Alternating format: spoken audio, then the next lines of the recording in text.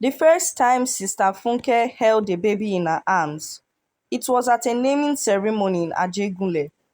The child was round and warm, smelling like shea butter and baby powder. Funke smiled, sang the song other women sang, and returned the baby to the mother with a quiet, "God will do it for me too." She had said that sentence for 7 years. Her husband, Pastor Bamidele, would squeeze her hand and say, "He makes all things beautiful in his time." Sometimes she believed it. Sometimes she cried into her wrapper at night while the generator hummed like a tired drum. They lived behind the small Pentecostal church in Lagos, a church with a tin roof and a choir that sang like they were saving the world. The church had a wooden signboard that read, "Living Rains Ministries, where mercy speaks." On Sundays, the children ran around the churchyard chasing one another, and the youth laughed near the mango tree. Funke loved all of them. She cooked big pots of jollof rice for weddings and carried buckets of water for the church bathroom when the tap stopped working. People called her Mommy Gio with respect and some pity. Every month, someone would bring a dream, a word, a verse, a bottle of anointing oil. Every month was the same. Her womb stayed silent. One hot Tuesday evening, when the sky had that yellow color that looked like palm wine, Funke felt very tired. She went to the market for fish and tomatoes, and on her way back, a woman who she did not know smiled at her like an old friend. The woman's head scarf was tied high, and she wore bangles that clicked together softly. "Sister," the woman said, "I have a message for you." Funke looked around. "For me?" "Yes. You have cried enough. There is a way." The woman's smile did not look wicked, but it did not look innocent either. It looked like it knew things. "My name is Mama Ire," she added. "I help mothers who are waiting." Funke's heart beat in her ears. "I am a Christian," she said, more to herself than to the woman. "Me too," the woman replied like it was nothing. "We all want the same thing. The child. I am only a helper. You will still pray. You will still thank God. Just come to my compound in Bariga, Thursday night. Bring nothing but your faith." Funke walked away with shaking legs. She cooked that evening while her mind ran like a frightened goat. She wanted to tell her husband. She wanted to forget the woman's face. At bedtime, Pastor Bamidele hugged her from behind, his chin on her shoulder. "You smell like onions," he joked, and she laughed for the first time that day. When he prayed with her, his words were gentle. He did not shout. He always prayed like a man whispering secrets to a dear friend. "Lord, keep her heart steady," he said. "Keep her eyes on you," she said. Amen, with her mouth. But her mind remembered the woman's bangles and the soft click click sound they made. Thursday night came like a slow drum. Funke told her husband she would visit Sister Ruth, who had malaria. It was a half truth. Sister Ruth had malaria, but Funke did not go there. She entered a keke and then a bus, hugged her bag to her chest, and got down at a junction in Bariga where dogs barked at shadows. The compound was easy to find. There was a lantern by the gate and a smell of herbs and camphor. When Mama Ire opened the door, she hugged Funke like a mother hugs a tired child. "Welcome."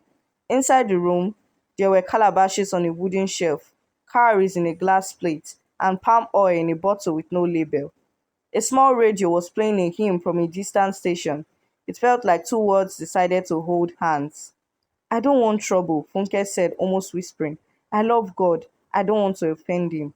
"Then don't offend him," Mama Ire replied. "Take only what belongs to you. A child belongs to you. The years are already running. You have begged, you have fasted, now receive." She moved like she was used to this conversation. "You will drink this tea," she said, pouring something warm and bitter into a cup, "and you will come back 3 times. No blood, no sacrifice, no animal. I am not that kind of person. Just herbs and prayers. Your own hands will not touch any darkness." Funke took the cup. The tea tasted like grief and leaves. She closed her eyes.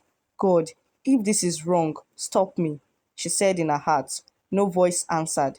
The only sound was the distant hymn and the soft click click of bangles. She finished the tea and wiped her mouth. Mama Ire smiled like a victory had started. The following weeks were slow and quick at the same time. Funke came back 2 more nights. Each time, the radio played quietly. Each time, the room smelled like herbs. Each time, the bangles clicked like a clock with soft hands. She felt light afterward, like someone had removed a stone from her chest. She went home and washed her body and cried in the bathroom, telling herself nothing bad had happened, that this was just like taking medicine. She cooked for her husband, held him, laughed with the women's fellowship, and slept through the night without dreaming. 2 months later, her body changed. She felt sick in the mornings and hungry at all times. She smelled egusi soup and nearly fainted with joy. The test line turned pink. Her hands shook so hard she almost dropped the stick. "Bami!" she shouted, forgetting everything, forgetting secrecy, forgetting fear. "Bami, come!" Pastor Bamidele ran in. She held up the test. He stared. Then his face broke into a smile that looked like sunrise. He lifted her and spun her gently like a man afraid to wake a dream. He cried, and she cried, and the room filled with a sweet light that made everything look new. That Sunday, the church could not sit down. People sang and danced. They brought wrappers and baby clothes and money. The choir sang like they had swallowed trumpets. Even the old usher, Brother Monday, tried to dance and nearly fell. "God has done it," people said. Mercy had spoken. The testimony spread faster than Harmattan fire. Funke glowed. She was beautiful already, but pregnancy put a halo around her. She walked slowly and smiled at everyone. The women's fellowship fanned her while chasing away gossip like flies. But gossip has wings. It still landed in small places. Some said maybe they visited a big hospital. Others said maybe they did IVF. God uses doctors too. One or two, the kind who always look for shadows, whispered with their headscarves pulled low. All this testimony. Only God knows. Funke tried not to hear. She pressed her palm on her stomach and whispered to her baby, "You are mine. You are ours. You are God's." At night, when Lagos slept with one eye open and the distant sound of downfall horns softened, Pastor Bamidele would place his head on her belly and sing a hymn in a small voice. The same hymn his mother sang to him when he was a boy in Ijebu. It was a sweet, quiet romance, the kind where love wore a wrapper and tied a scarf, where love rubbed menthol on a tired back, where love listened and did not judge. He called her my sunshine, and she called him my crown. They prayed together, they planned names, they promised to be gentle parents. He never asked her any questions that looked like suspicion. He just loved her until she felt warm inside. The baby came in the raining season. Thunder rolled like a drum set, and the sky kept emptying itself. After long hours and tired tears, the cry of the child cut through the storm like a knife through cloth. A boy. The midwife wrapped him and placed him in Funke's arms. He was small and perfect, with tiny fingers that held nothing and everything at the same time. They named him Ireti, Hope of God, but everyone called him Ireti. The church danced again, gifts poured like rain, banners were made, a special Thanksgiving Sunday was planned. People said, "When I look at this baby, I remember that God still answers." Even strangers stopped by to carry him and say a prayer. For 6 months, everything tasted like honey. The baby laughed at ceiling fans and tried to eat his toes. He slept on his father's chest during evening prayers. He smiled at his mother's song. Funke forgot the lantern room in Bariga. She forgot the bitter tea. She forgot the click click of bangles. She only remembered that love was soft and faith was sweet. But Lagos is a city of secrets. It stores them in drawers, between building blocks, in the space between a smile and a sigh. One Sunday, the church was full. The youth wore matching Ankara. The generator was working. The choir had practiced all week. Pastor Bamidele preached from the book of Psalms about hiding places and truth. His voice was calm but strong. People nodded. Some cried softly. Funke sat in the front row with the baby on her lap, his bright eyes moving like two little moons. It happened during the closing prayer. The air felt normal. The ushers were near the door. People had started thinking of rice and stew at home. Then the baby giggled. Everyone smiled. He giggled again, louder now. Someone said, "He likes the prayer."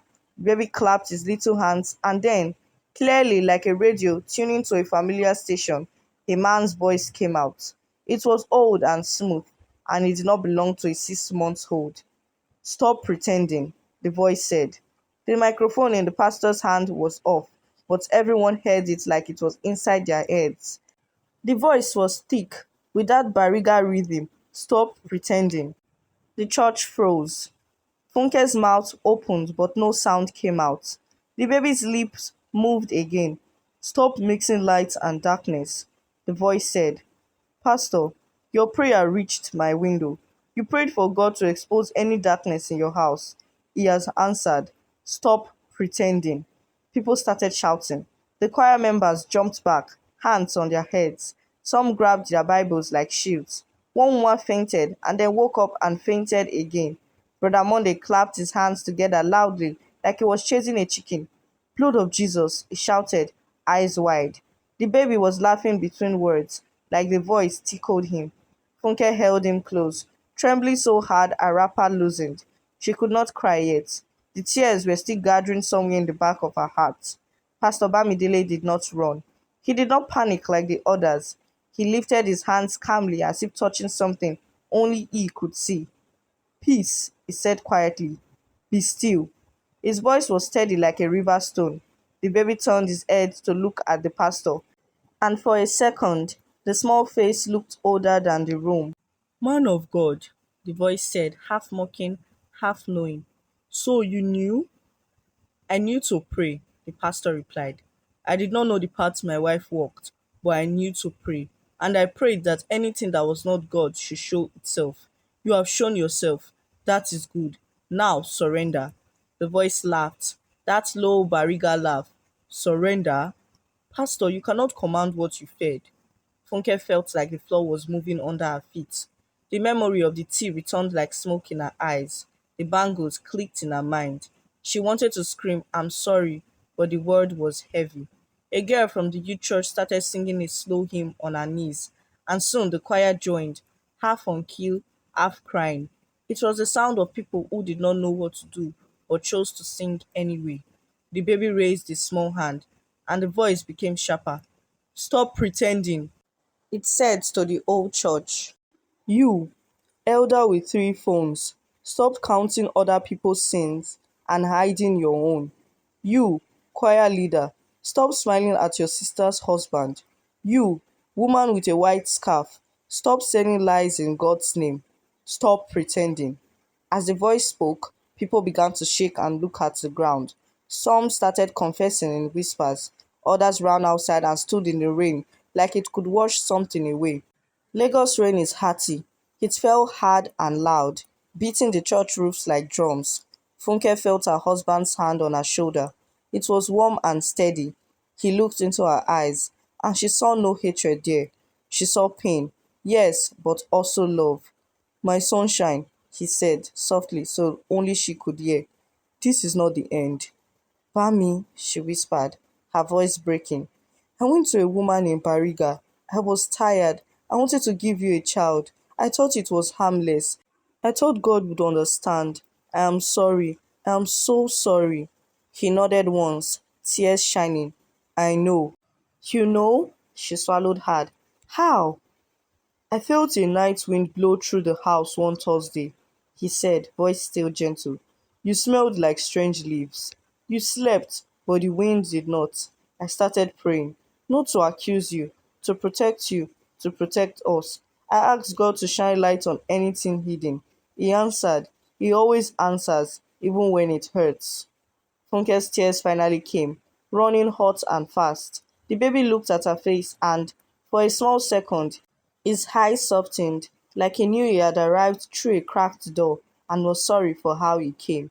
Then his face changed again, and the old voice sang one line of the hymn on the radio in Bariga.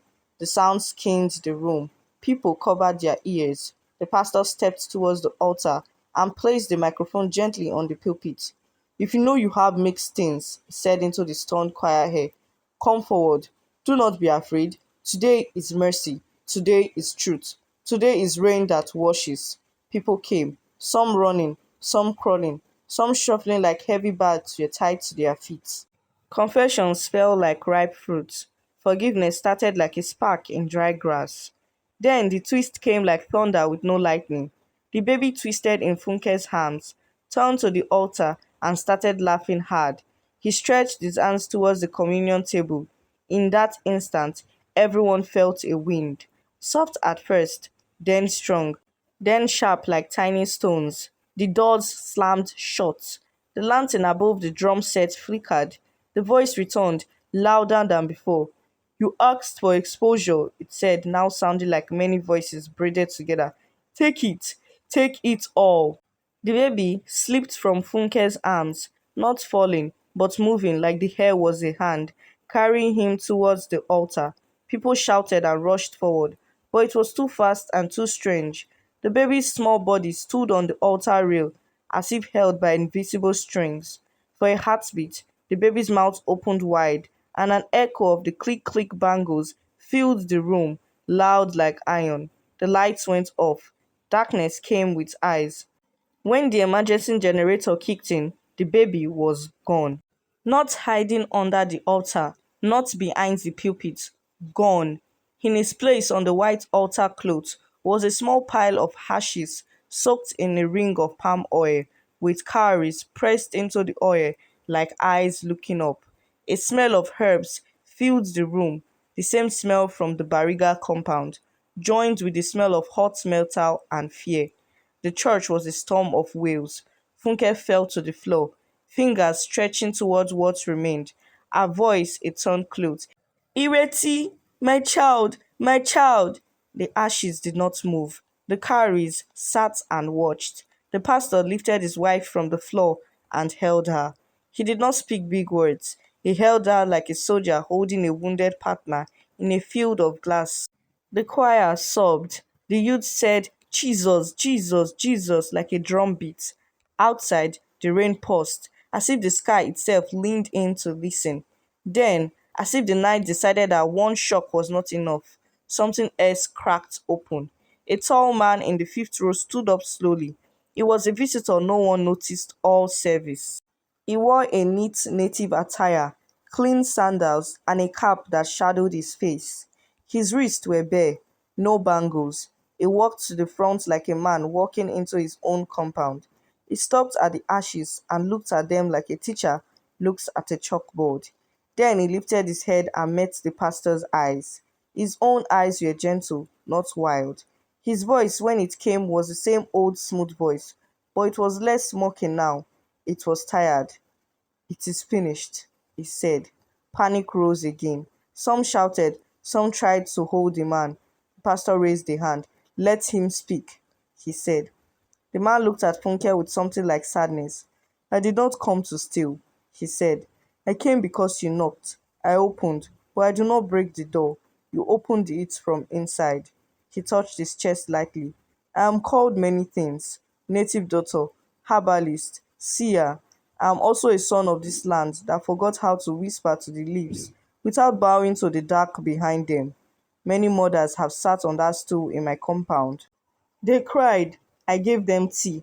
Some received children like gentle rain. Some did not. Some paid a price they did not expect. You paid the price of exposure, not death. Mercy found you because he pointed at the pastor, refused to stop praying. The room throbbed with anger and curiosity. The man knelt suddenly, as if a hand pushed him. He bowed his head low, headgear touching the altar step. Man of God, he said, the old voice softer now, pray for me. I am tired. All my life I have carried names I do not want. The leaves whisper, the ancestors speak, but darkness also speaks. It is too loud now. I am tired. I am tired of making tea that steals laughter. I am tired of being the voice in a baby's mouth. Pray for me. Silence held the room the way a mother holds a child who has cried all his tears. The pastor looked around at his people, the fearful, the angry, the repentant, the curious, the ones still hiding, the ones suddenly honest. He stepped forward and placed his hand on the man's head. Lord, he said simply, have mercy. He said no clever words, no clever scriptures. He said, Have mercy, until the words became a river and carried everything in the room. Something changed in the man's face. His shoulders dropped. He cried quietly, like a rain that decided not to be a flood. He stood up shaky and turned to the congregation. Return the cowries to the sea, he said. Wash the altar with salt and songs. Burn the herbs. If any of you are holding my tokens, throw them in fire. Do not call me again. Do not call any of us again. If you must drink tea, let it be ginger tea. A small smile touched his mouth like a broken sunrise. He walked out slowly without looking back. Nobody tried to stop him. The rain returned and carried his footprints away. People gathered at the altar. They stared at the oil and ashes like a blackboard with a problem nobody could solve. The pastor took a white cloth and wrapped it around the pile gently. He did not say, "This is just symbolism," or "This is just a test." He treated the ashes like a sleeping child. He handed the bundle to Funke. She hugged it and wailed like a flute. The church cried with her. The cry went out to the street, and people walking by stopped, listening with wide eyes. Lagos hears many things. That day, it heard a sound that made Okada riders slow down. Days passed, and the world did what it always does. It kept moving. Markets opened, school bells rang. The smell of akara returned to morning air. But in that church, time walked with bare feet. Some members left quietly, afraid of stories. Some stayed, walking like ants, praying like wind. Funke stopped eating for a while. She sat under the mango tree, staring at the dirt, hugging the white clothes that smelled like palm oil and sorrow. Her husband brought her small plates of rice. He sat beside her and did not ask her to be strong. He just sat. He read psalms in a soft voice until the words felt like cool water on hot skin. He held her hand while the sun set. One evening, the sky was purple and soft. Children ran by, chasing a ball that looked like it had bounced through three continents. The women's fellowship came and sat on mats near the tree. They sang old songs, the ones their mothers sang when kerosene finished, but joy refused to finish. The songs lifted like birds. Funke began to hum. Later, she ate half a banana. The church whispered the news like it was national. Mommy Gio ate banana, glory. On a Friday night, during a quiet prayer meeting, a new family walked in, a husband with careful eyes, a wife with a shy smile, a little girl with beads in her hair holding a plastic doll with one eye missing. They sat at the back, as new people do. After the meeting, the little girl walked straight to Funke and placed the doll in her hands. "Auntie, keep it," she said. "When your baby comes back, give her the doll." Something like electricity moved through the room. Funke looked at the doll and then at the girl. "Ha?" she asked without thinking. The girl nodded like she knew a secret. "Ha," she said with confidence only little girls can carry. The parents rushed forward, apologizing for their child's boldness, but Funke smiled, a small thin smile that looked like a candle refusing to die. She kept the doll. The church slowly rebuilt its voice. The altar was washed with salt and songs, like the man said. The cowries were taken to the beach at dawn and thrown into the water by Brother Monday, who swore he saw fish jump like they were clapping. People brought tokens from their houses, red strings, little bags of powder, bottles of strange oil, and they burned them in a melter drum while singing. The fire was bright, and the smoke climbed into the blue like a letter nobody could read. The pastor preached simple sermons about truth, light, patience, no cleverness, no show. He and his wife held hands in front of the church and said, "We will walk in truth, we will not pretend." Some enemies turned to friends. Some hypocrites became honest people, which is harder than it sounds. Months passed. Funke's laughter returned slowly like a shy visitor. She taught the children Bible songs again. She started a small class for girls who wanted to learn to read. She told them to love God loud and the world with wisdom. She still had nights where tears came without invitation, but now they did not stay long. They took small bowls and left before dawn. She kept the white cloth in a small wooden box and placed the one eyed doll in it. Sometimes she touched the doll's plastic hair and whispered a prayer no one taught her, a prayer that sounded like, Lord, I do not know what is next, but I know you do. And then came the Sunday nobody will ever forget. The choir had learned a new song. The generator behaved. The fans turned slowly like patient angels. Pastor Bamidele announced a Thank God we are still here service. People came with testimonies that sounded like small miracles. Rent paid, fever healed, work found, peace returned.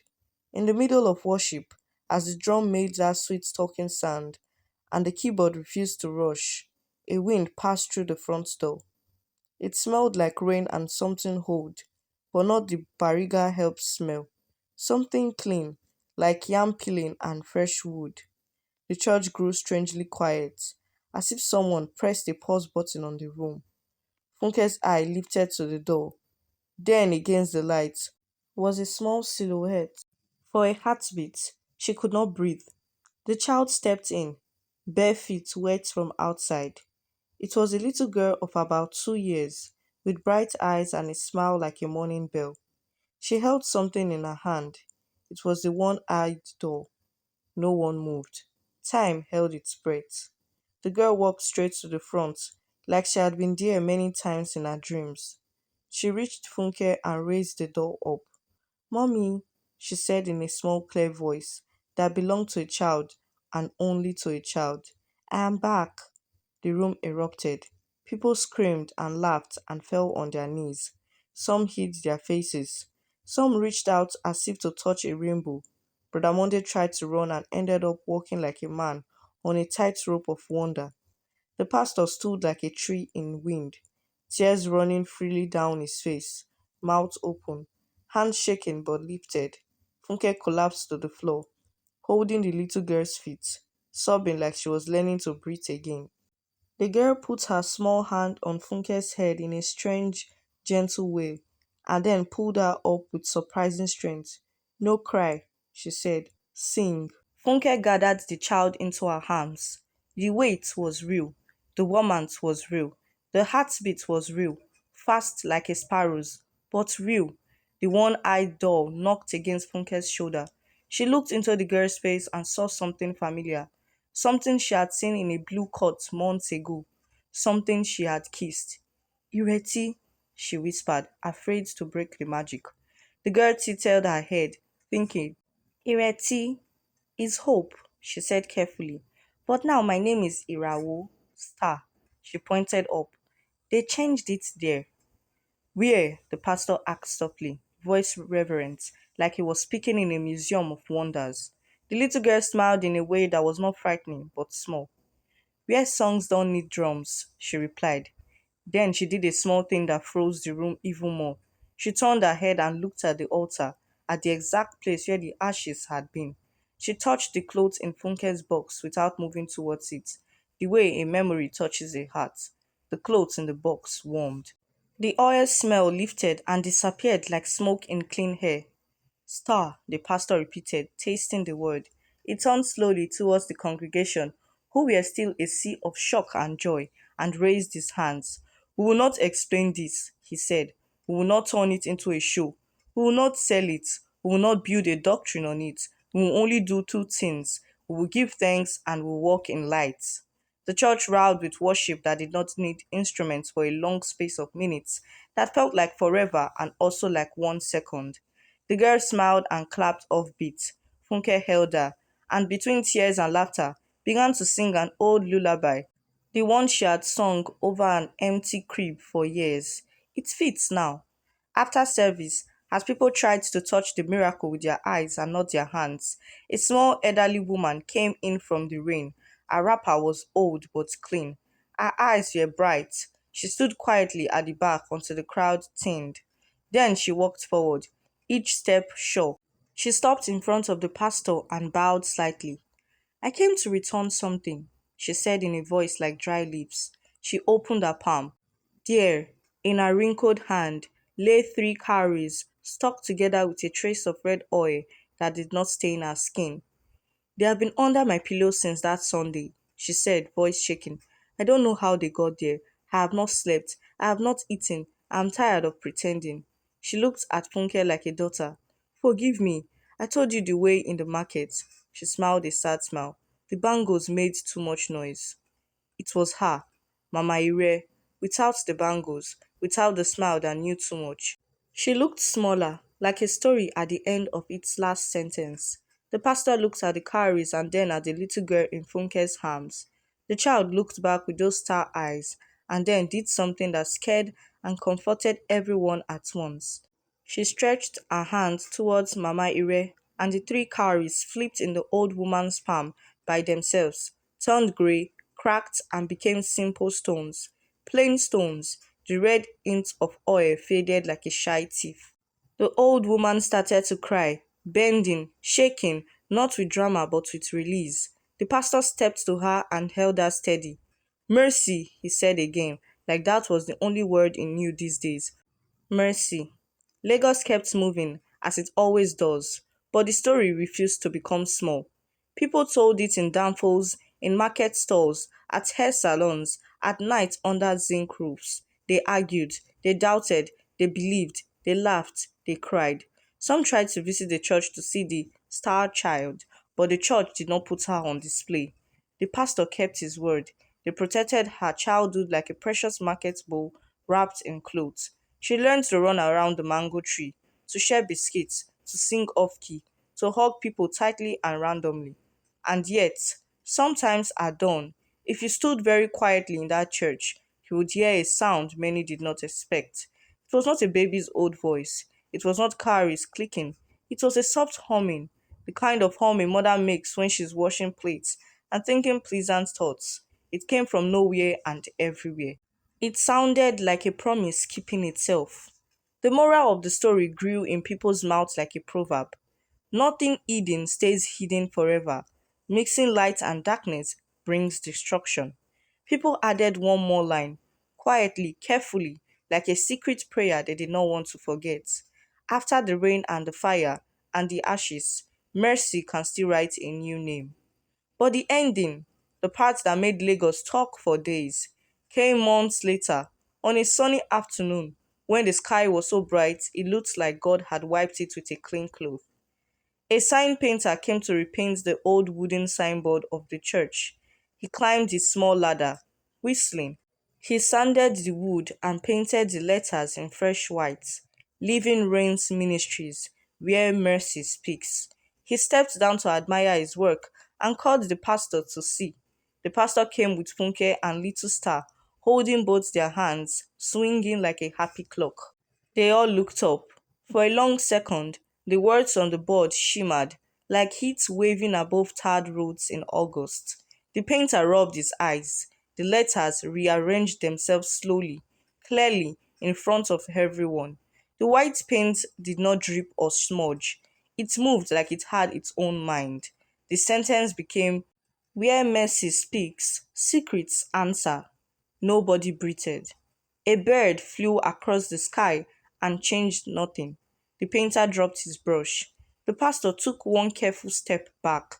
Funke squeezed his hand until her knuckles turned pale. Little Star laughed like bells and pointed at the signboard as if she had been waiting for it. Then, in a voice as ordinary as pap boiling, she said, It is finished. And the last full stop appeared by itself in bright, bright white. The end. Moral lesson. Nothing hidden stays hidden forever. Mixing light and darkness brings destruction. Please leave a comment, like, share, and don't forget to subscribe. Thanks for watching.